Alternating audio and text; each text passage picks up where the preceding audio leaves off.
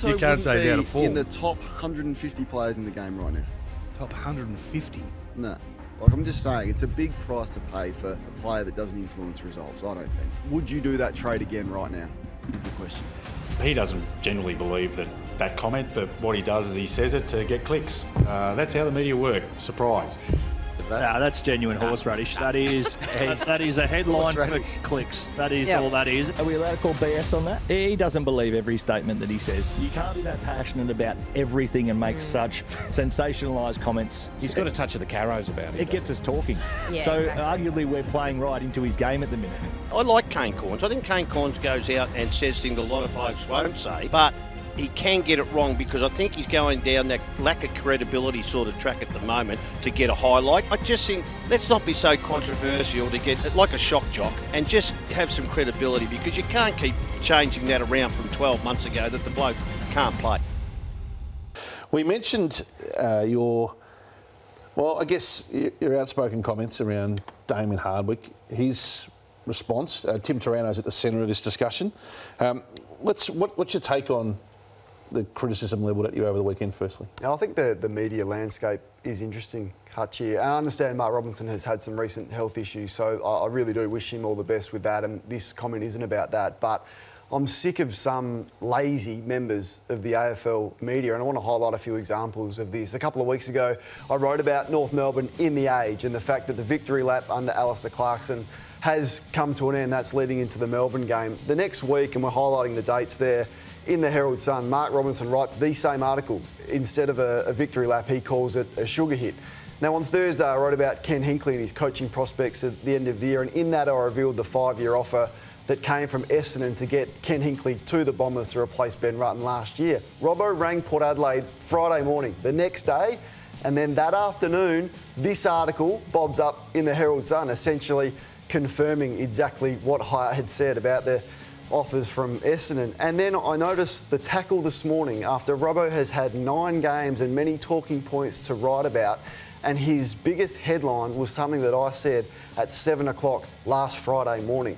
I'm sick of AFL figures having opinions off the back of other AFL figures, and the likes of Daisy Thomas and Tony Shaw, who work part-time and they don't have to do a lot of on-air time, for their big opinions this week to be something that I said 12 months ago on SEN SA is embarrassing. So get up early, watch the games, work hard, and stop having opinions off other people's opinions. If I employed these people, I'd want my money back. So, Kane, they'll say to you, right, that you're entitled to your opinion on, say, a Hopper and Taranto, for example, but why do you throw in the fact that he wouldn't be in the best 150 players? So I reckon you're as hard-working, I'd agree, as anyone in the media landscape, but do you go too far in terms of labelling that he wouldn't be in the top 150? Do you wish you didn't say that? No, I don't. I mean, it's based on... I mean, no one's criticising the champion data ranking of him, which was 121. And if you reframe it and say, Tim Taranto is a top 15 to 18% player in the game, it's a different conversation that we're having.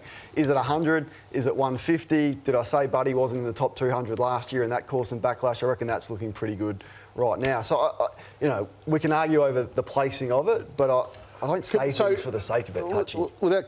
So that's the back and forth between you and those identities. I want to talk to you about some of the things asked of you. So one of them was the All-Australian selection role. Robbo posed the question today.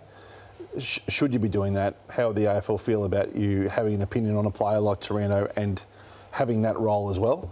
What do you say to that? Yeah, I can understand that opinion, but I'd been working in the media for 6 years with my style prior to being on the All-Australian panel. The AFL knew who they were getting on the All-Australian panel. I wasn't going to change. I haven't changed from the time that I've gone on there. So I haven't heard from the AFL. I don't expect to. So let's assume they don't have a problem. Does it make you second guess wanting to do it?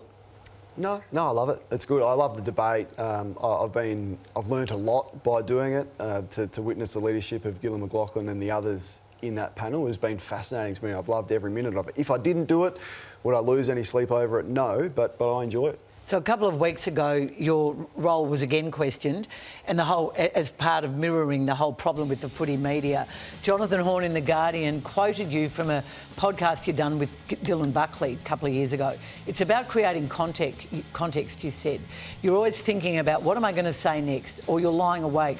What's the angle going to be tomorrow? What's the reaction here? Now, that Was that an out of context quote? It made you sound like you are thinking about what can I say Is that's that any gonna... different to you thinking about what column you're going to write? Well, I don't think so. No, I never think about the reaction. Actually, I just think about what do I think. You hope it's interesting. You hope people read it. Are you concerned that you hope it creates conversation? It seems to me that the shock jock thing was a label you had to get rid of a few years ago, and it's come back now in a big way. And it was just because of this gang tackle by certain media. I mean, I don't agree with your Taranto comments, but that's fine. I think you've got a right to say it. I don't think you just say it to get a reaction. No, I wouldn't, Carol. I think you know me better than that.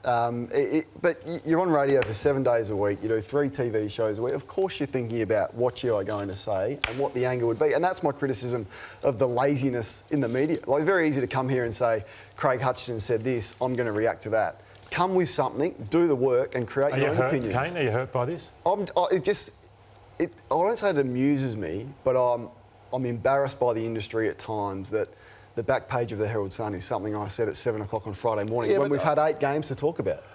To run the counter argument, you do draw a reaction from people wildly one way or another, which I relate to, and I think they're entitled to have a view of what you had to say that can be different to yours. I don't think necessarily I don't agree with necessarily some of those comments, but they're entitled to have those views, right? That's just part of it. To have opinions off other people's opinions. That may happen from time to time. But you sparked that reaction of others. I'd be disappointed if I employed someone that continually had opinions off other people's opinions. Create your own. And there's nothing more annoying than people saying you're saying it to get a reaction, you don't really think it. What's your opinion on Kane's opinion, on their opinion of his opinion? Who was the clown who said you've got a touch of the Carros? Was it Marty Shiga?